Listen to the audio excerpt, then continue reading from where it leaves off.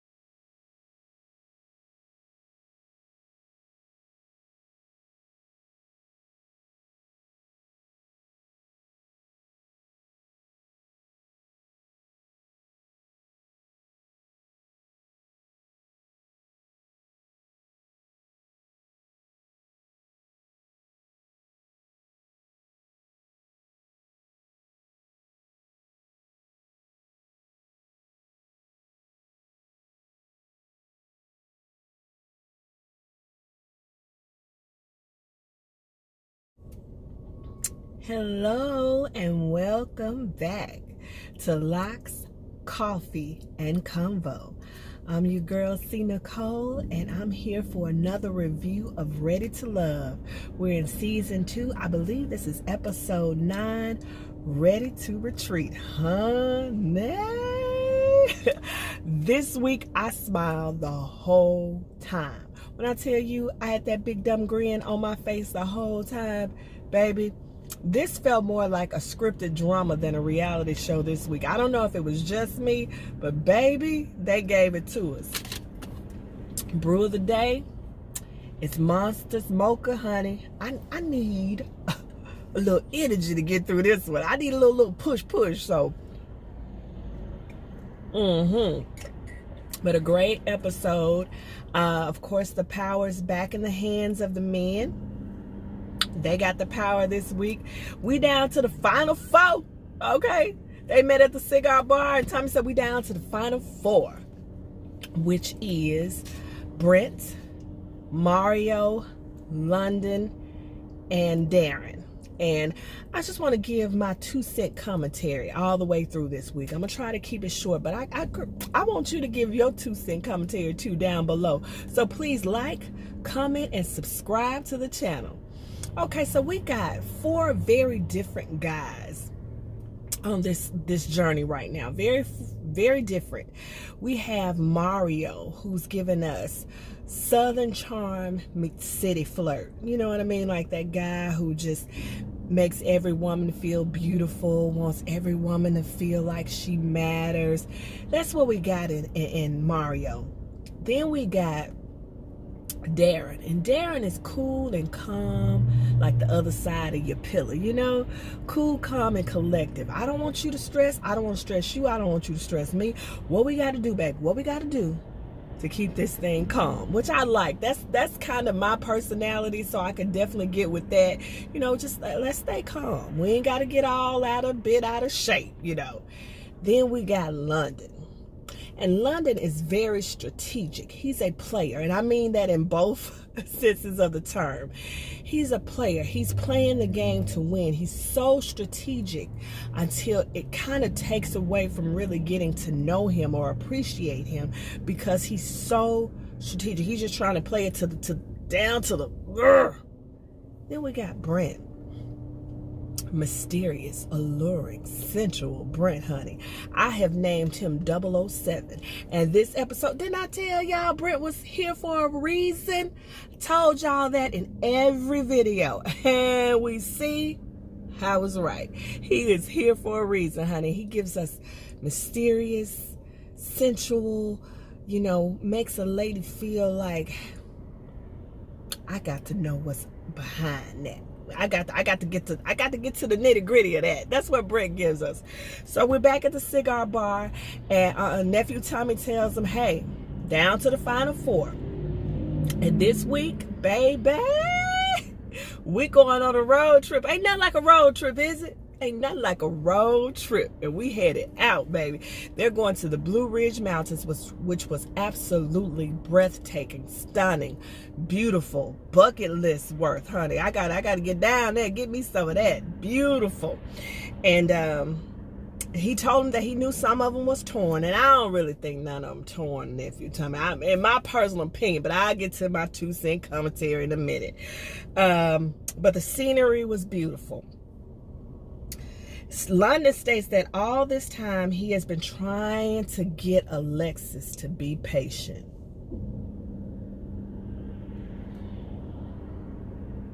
Well, she missed the memo. She didn't get it. Sorry, bruh. She didn't get it. So when they get to the cabin, you know, they all are in the room, checking out their rooms, running from room to room, choosing beds. Reva, a girl after my own heart. I love a good tub, honey. Just, soak my troubles away. So they get into it. And so they all kind of get together.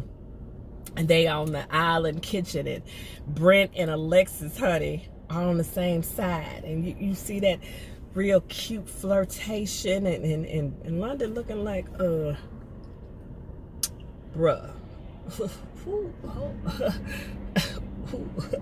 What we doing here? He says, you know, he wants to know where Brent come from, okay? And I'm with you, because if you guys remember a couple of episodes ago, he told Alexis on their one-on-one date that he didn't have any competition. That's what he told her. What he really meant was Carrie wasn't any competition for him. That's what he meant. At that time, she was still entertaining Carrie, and he probably figured, this girl, bye. That's what he was thinking, girl, bye. You know, I'm going to get to you. So when he says that he wanted her this whole journey to be patient,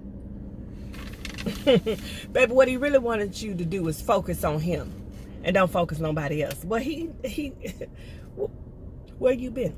Alexis has been entertaining the whole journey, baby. The whole journey. So they go out on the balcony and they have a little alone time. And she says she over it. In her confessional, she is tired of all his joking, his playing. It's time to get serious. And that's true.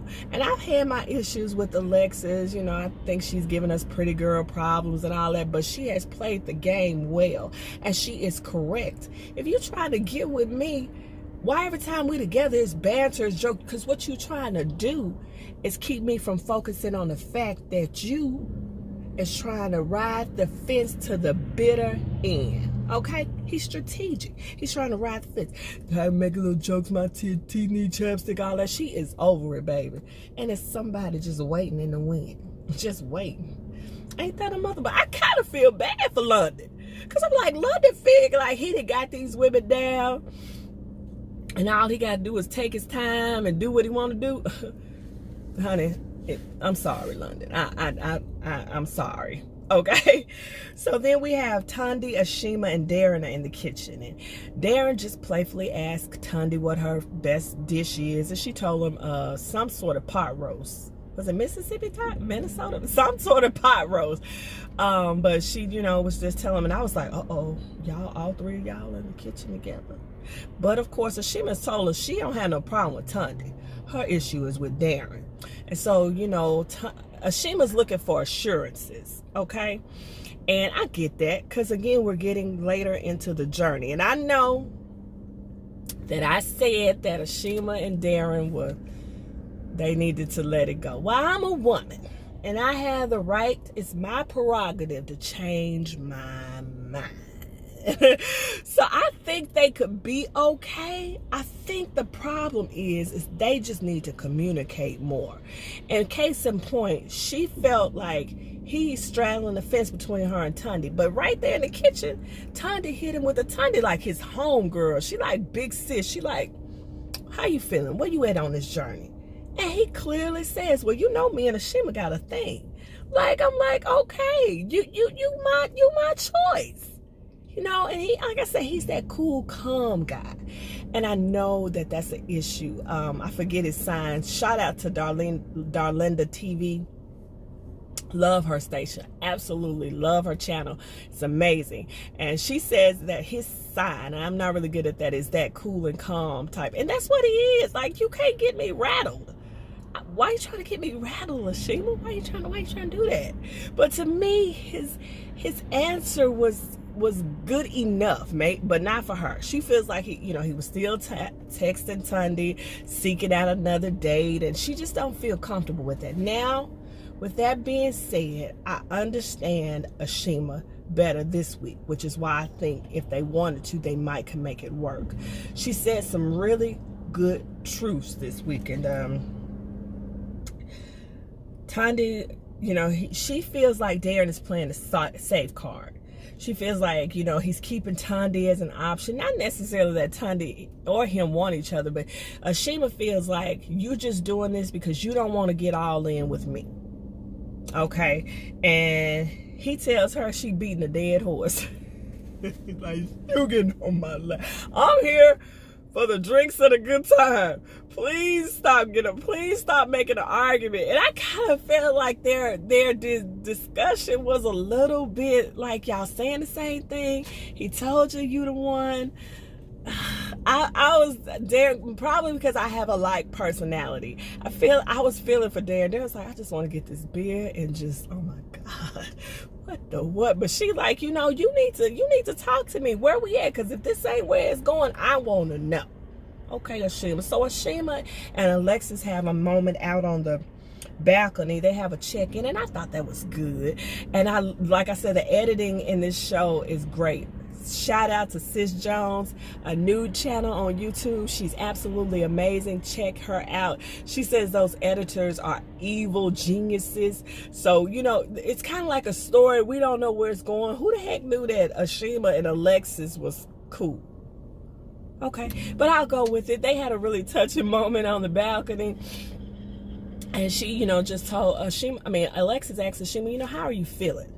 And she's like, I have to check my attitude. Because she was like pissed at Darren. She was like, look, he's straddling the fence. I don't see it, Ashima, but okay, if you say it was straddling the fence, we're going to go with it. And so, but Alexis did give her some really good advice. She told her, you know what, in a nutshell, if he don't get with it, then he gonna be the one miss out. And I love when other women empower other women. Don't let a man shake you, okay? Don't ever let a man shake you.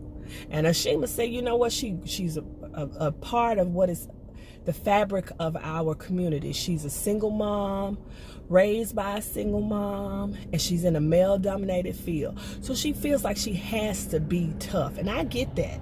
I definitely get that. And we understood her a little bit better in that moment. I'm not here to get played.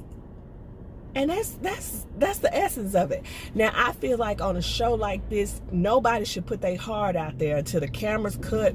It's over with. You chose me, I chose you. Now we can start to get our emotions in play. But until then, no, I'm watching you with both my eyes. I'm both of them. But she said she didn't want to invest too much, and he turns out to be playing her. So they had a nice moment on the balcony. And like I said, I feel like Ashima, she spoke some real truth. She did. The men branch off to the fire pit.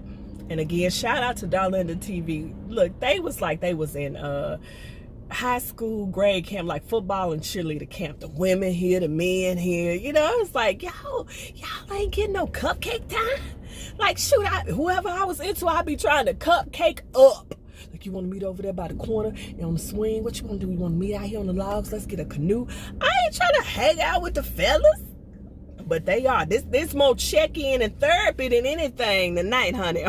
It should have been ready for therapy instead of ready to retreat. But anyway, they go to the fire pit, and Darren says, starts talking about what's going on with him and Ashima. And Londa said something true. I always got my good eye on London. But he said women bring a bag with them to every relationship. And that's true. And PSA, my brothers, sometimes you do have to be just a little patient, because you don't know what she carrying in her bag. You don't know what she's been through. And she could be an amazing, fantastic girl of your dreams, but you get turned off because you keep seeing stuff coming out the bag. And it's just what she brought from another relationship, marriage, or whatever. So sometimes a little patience will pay off. But Darren is, he told her that he ain't in the games. His daddy was a player, lied to the mama, cheated on the mama, and he never wanted to be there. And that's a good point, because two things can happen when you have a poor parent. Either you could pick up their habits or they can train you against them habits. So kudos to him. If he is honest and truthful about the fact that he don't lie and cheat on women because he saw what his daddy did to his mama, kudos to you, Darren. So he's just telling the fellas that, and they kind of just trying to talk it out. And then Darren's, he said about his daddy being a player. Mario talked about Reva. And London tried to play big brother in the whole situation. He just coming with the truth. But if you noticed in that scene, Brent stayed cool, calm, and collected. 007 the whole time. He was like sitting back in the cut. He wasn't really saying much. So, I told y'all he was here for a reason. I did. Then back at the kitchen, we have Reva talking about Mario and talking about putting her walls down. Somebody asked what was going on and how the women were feeling about the journey, and Reva just brought that up, and then Tanya hit him with the bombshell. Now this is the side story. That's why I feel like this is a drama instead of a scripted reality show. We hit to that side story. Tanya said, well, you know what? Since we're talking about it, Reva, since you brought it up, Reva, let me get your ear a minute, Reva, and everybody else in the room. That, we connected over the same guy and we friends. And if it had been me, Tanya said, and you was in front place, in other words, in Mario's case, he's clearly said that Tanya has his attention more than Reva. He's just trying to hang on and see if him and Reva could get anything together. But he's been very vocal about that. Tanya said if it was me, I would have bowed out gracefully because my friend is clearly the one he's most interested in. Reva said I would agree, except for the fact we ain't friends. I was like, last week in my video, I told y'all that I said they are probably associates. Now, I heard Alexis when she said associates is a bad word, and it can take on sort of a negative connotation. My daughter used to say we just associates, in other words, we ain't that cool, we ain't on that level. But I feel like Reva may be right in the sense that people view friendship from different angles. I feel like you can be friends and miss forever talking to one another. Miss 6-8 months from talking to one another. But when you pick up that phone, you meet at that party, you whatever, Thanksgiving, Christmas come along, y'all hanging out, y'all pick right back up. To me, you're still friends and you're not on the phone every day. Reva said, we don't talk that often. We've known each other for 5 years, but we ain't, we ain't close. So it's really according to your vantage point, how you view friendship. I have lost who I felt was a very close friend because the way we viewed friendship was different. She felt like I didn't value her enough, and I hate that she felt that way, but I felt like, again, I don't care, space, time, whatever, whenever we come together, we're together. So me and Reva may be me and Tanya may be kind of closer to how we feel about friendship, but Reva was like, So then they hit him with the, what you calling Divine your friend, and y'all just met a month ago. And so she was like, yeah, but we talk, we text, we do that all the time. We together. I named them the new Thelma and Louise. Okay, if you don't get a man, you got a home girl. So it was worth the journey, right? It was worth the journey, right, Reva? So I get it. And I get what Reva's saying. We connect. There's a chemistry. I see her. I talk to her. We're melting. We're gelling. Whereas I've just known you for this amount of time. So I got that. But honey, I was like, oh yeah. Oh yeah. Give us that side story, Ready Love. Give us that side story. So that was crazy. Kill me the whole time. Divine is that cool chick. She said, I wanted somebody to put a cup in her hand and say, sips tea, honey, and it come across her head because she was just there sipping. Ashima told him I wouldn't bring none of you tramps around my man. Okay, so they had it out, and they went to Thelma and Louise, went back to Reva's room, and Tanya went off to herself, and Mario come in the room, and Ashima hit him with it. Y'all just missed the drama. Let me pour you a drink. Let me get you ready for what's going on. Then Mario sit down and she told him, he's like, man, these chicks gonna run Mario crazy, ain't they? So Mario went to check in with Reva first. And I was kind of like, now you like Tanya best, but you go and check in with Reva first. But it actually was smart. because I think he got more information from Reva than he did from Tundi. And he likes Tundi. He feels like he got Tundi. So he goes and he's talking to her, and she tells him that she called, and we don't get it straight who called who, but they talked, and she warned Tundi about him. And he was like, what? He was offended and expand. He was like, why would you do that? You know, and she was like, well, you know, you always talking bad about me. It ain't been nothing good. And he told her that, hey, they wondering why I'm still entertaining you. Now, I heard one vlogger said that he was being really mean and kind of misogynistic in this moment. But I really didn't see it that way. Darren did ask him, bruh, why you still dealing with Reva? You know, your friends beat up on you. She got her wall up. But I think he was just telling her, you know, I'm trying to keep you on the show. Now, I'm trying to, I'm sorry about the sun, you guys. I'm trying to, you know, get to know you, but you ain't making it easy. And so she feels like he's being tactful, and he's just being, in his opinion, tactful, I guess. Look at that porn. So they, you know, they have it out, and then he goes out and he checks on Tundi. And he first of all, it was a very, to me, sweet moment, because he said, I know how you feel. You know, in other words, I'm getting to know you. And I know you didn't like that we ain't friends come in. You know, I know that. He made her promise you ain't gonna get out of pocket, you know, because Tundi looked like the type that might get out of pocket. That might just make things like, oh, what you got? We can, if you want to, we can go there. In fact, she said we can wake the sleeping giant. That's what you want to do? Let's do this. Let's do this, honey. So he talks to her, and she says that, Tundi, you know, if we ain't friends, why you warning me about him? Which was a good point. Reva, why you, you know, if we ain't cool, why you doing that? She says because there's some penis involved. She probably right. She probably right, y'all. She probably right. They probably are cooler than Reva is letting on, but they might not be as cool as Tundi thought. So, you know, it kind of goes back and forth. Like, I feel like maybe they are both this far away from the truth, you know.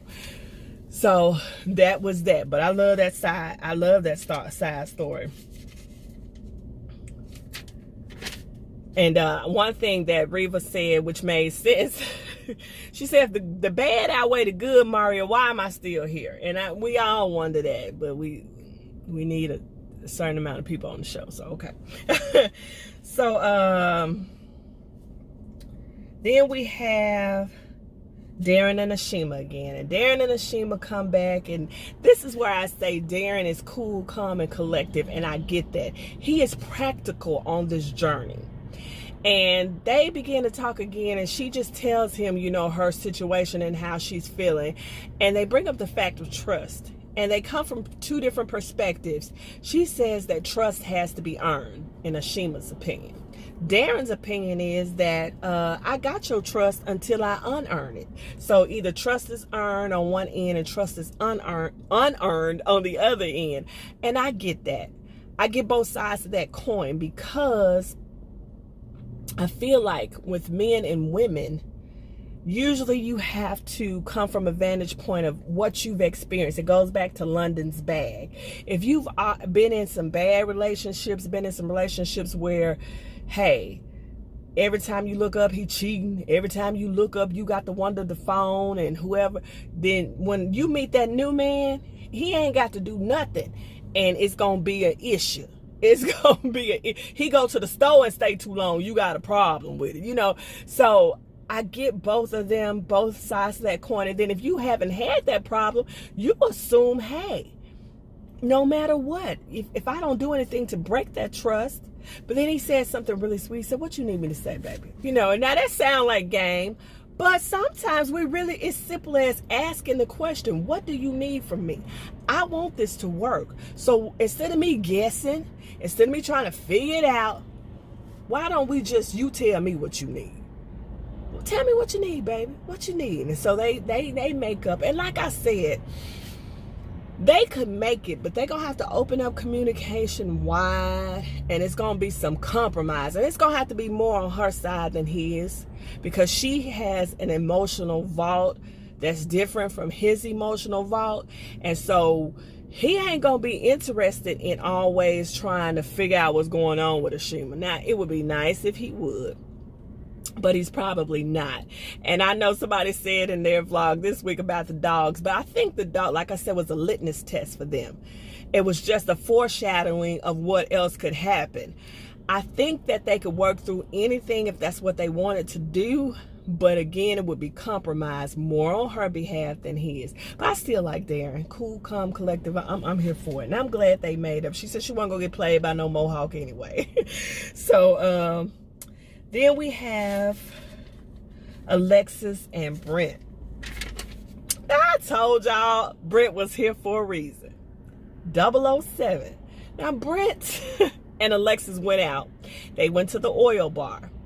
At the end of that date, Alexis said she wasn't feeling him. He too dull. I'm not finna work all day to break down his armor. But if we remember, Brent said the date went amazing. At that moment, we probably thought Brent was just a little cray-cray. But it's okay, he was fine. So he can be as crazy as he wanted to be. Then him and Divine go out on a date last week. And it seemed to go well. Very well. Kiss at the end, feet rubbing, perfect. Then we get to the Blue Ridge, and he hit us with the, I'm interested in Alexis. So now, I'm thinking, Brent, you are 007 for real. Did you have this because we're wondering why he was here. How did he last to the Final Four? He hadn't made any real connections. How is he still here? I'll tell you how, because he's smart. He's 007. He's a spy. He played the game and he played it well. So now he gonna turn his attention to Alexis. So they have a moment and he told her he gonna teach her how to play spades.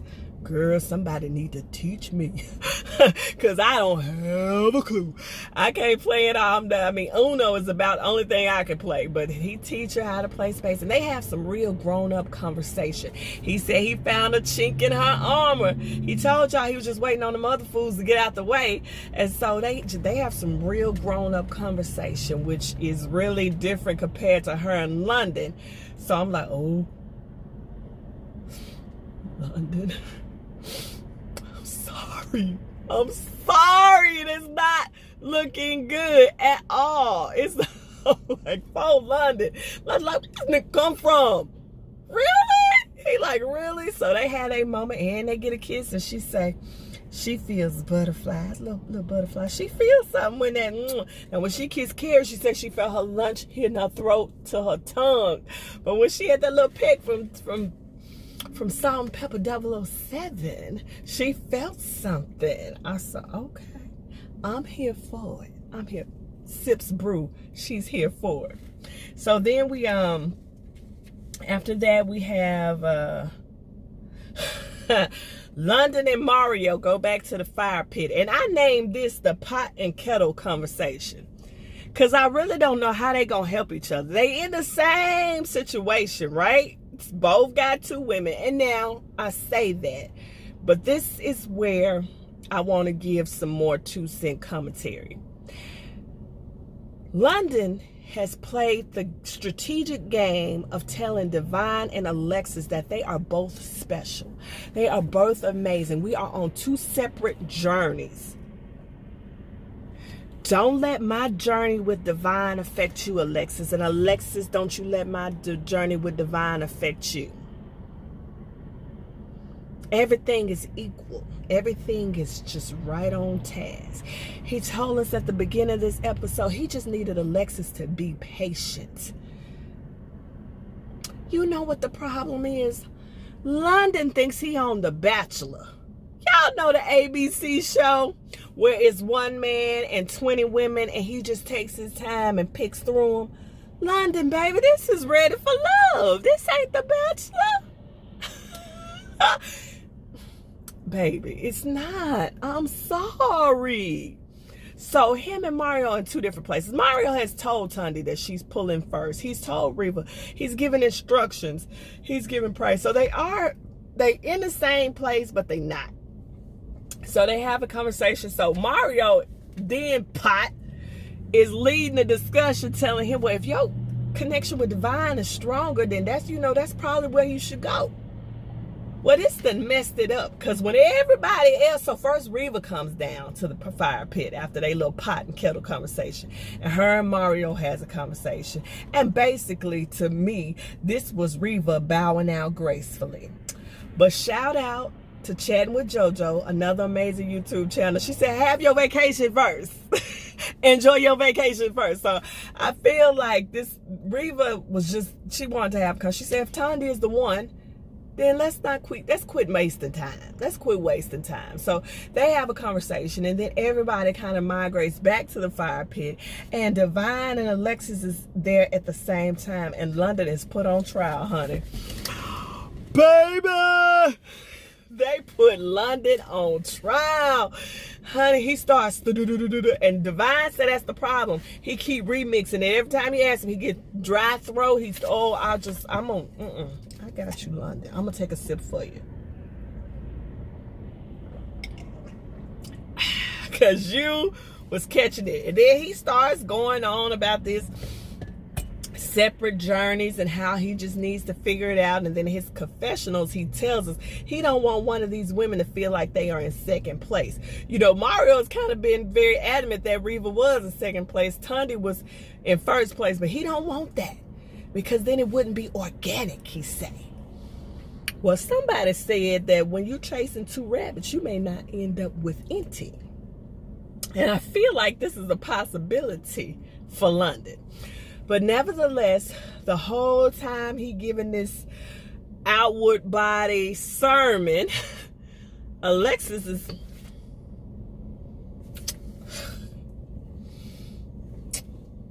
Now, Divine is being vocal, but Alexis is just giving us body language. And so 007, look over there. So let's go for a walk. So they get up and they walk off. And you know London feeling some type of way, right? Whoa. So they get up, and he just point blank tells Alexis, I'm here for you. My man said he 10 toes down. He is here for you. He said he could see that the conversation was bothering her. He could read her body language. Ray Charles could see that conversation was bothering her, Brent. But nevertheless, and what I like about Brent and Divine had a moment before the fire pit where he tells Divine that, you know, he's going to give all his interest to Alexis. And they had that moment. You remember in the Tyler Perry movie, I cannot think of the name of it, where him and Gabrielle Union are together, and when they break up, you just was like, oh, this is the best breakup in history. That's how Divine and Brent were. She was like, you wrote the playbook on how to do this. And he did. Literally, he did. He's still there. But I told you he was there for a reason. So he got all his focus on Alexis. So now Paul London is having to deal with this. He like, what the what? But here goes the problem. And I'm here to give you all the 911 on this conversation and how it went wrong. Somebody call the police. One of my favorite shows of all time is Law and Order SVU. Olivia Benson has solved many cases, honey. She has done it all. So I'm going to be your Olivia Benson, okay? I'm going to be your Olivia Denson. And I'm finna decipher this for you. London led with his ego, which he's done the whole time. Brent and Alexis go off. Why? Finn, come up here. Put London in a holding tank, okay? And he might not get out. Why would you get up and follow Brent and Alexis? Them two grown people going off to have a conversation. You look thirsty. You look desperate. And you look miserable. Why did you do that? Because this was your opportunity. Divine. This was your opportunity to share things up with her. Why go off and follow Alexis, who is with a grown man? A grown man, okay? Why would you do that? We're going to put you in holding. We might not let you out. Don't drop the soap, okay? I I have such a problem with him in that moment. Why did he do that? And then it's about to be a showdown because Brent is like, I'm not leaving, bruh. You being disrespectful, bruh. And he was. Because obviously she wasn't feeling what you were saying. She got up and walked off. Finn, lock him up. Now, Divine, I have been pulling for you this whole time. You are that cool chick who I think would just make some guy super happy. But we're finna put you in the other holding tank. Why are you still there after this moment? That was your cue. That was your buying signal. I work in retail. We look for buying signals. That was your buying signal. You, Thelma and Louise, y'all need to just ride off in the sunset, have a drink, have a spa day, do whatever you need to do, and wait for y'all inboxes to fill up, because they will after this airs, and leave. You should have bowed out gracefully. It was just like on season 1 when Mike followed Shay, and I think her name was Shatavia. She said, I'm leaving. Anytime you follow somebody, that's where your heart is. Now, the difference is, that ain't where London's heart is. That's where his ego is. Because I told y'all that Alexis was the prize. He didn't want to miss out on the prize. So he got up and looked thirsty and followed her instead of taking Vine to the side and trying to make things right. So I'm finna give you some advice, London. Somebody, production, put on Babyface Whip Appeal. You got that whip appeal, so whip it on me. He was supposed to take Divine to the side and say, baby, I just want you to know I appreciate you being on this journey with me. Every moment has been amazing. And I so appreciate your patience. Your patience has been mind-blowing. Every time I see you, I smile. You are the quintessential woman. Oh my God, what you do for me, I can't even put into words.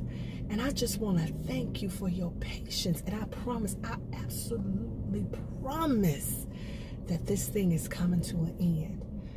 I want to thank you. I want to embrace you. I want to let you know how much I appreciate you. You are all woman, and I personally am grateful. Okay? London, you were supposed to spit game on Divine. You were supposed to shore that thing up with her. That was your moment. Now I know the audience is saying, but then he really wanted Alexis. He would have been cool.